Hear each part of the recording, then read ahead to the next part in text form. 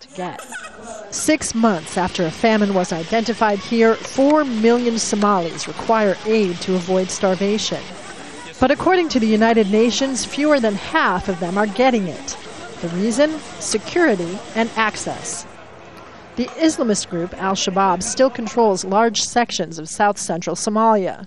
We're dealing with a country where you have a government which doesn't control all of its territory. Even in Mogadishu, in an area controlled by the internationally backed transitional government, providing aid is risky. The organization Médecins Sans Frontières has closed 2 vital health clinics like this after 2 of their doctors were killed last month. And in the south, where 250,000 people are still facing starvation from famine, most Western aid groups have been forced to leave. The UN stresses that its aid work is blind to politics. It often serves as the lead negotiator for humanitarian access in conflict zones. But it also backs the transitional government, which is opposed by Al-Shabaab fighters who control the most desperate regions of the country. The United Nations system is both a humanitarian aid system and a political system, and it's seen as very much within a Western orbit.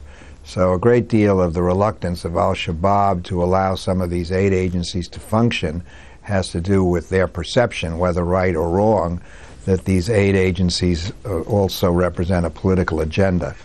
Access is further complicated by United States law, which restricts organizations and charities from contacting groups like Al-Shabaab that have been labeled terrorist organizations. Recently, the U.S. government has relaxed some of those regulations and has tried to be more sympathetic with the overwhelming humanitarian needs, and that's been encouraging. It's a little, but it's not enough. Aid workers say they have the technical ability to relieve the famine, but unless they can obtain safe access to those most in need, tens of thousands more people will continue to face starvation. Kristen, Saloomey, Al Jazeera, the United Nations.